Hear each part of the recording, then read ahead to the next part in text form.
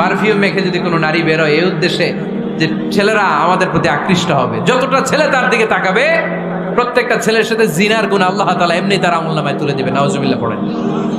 এজন্য খবরদার, আমি আমার মা বোনদেরকে বলবো, আপনারা নিজেদেরকে গুছিয়ে সাজিয়ে স্বামীর সামনে উপস্থাপন করুন।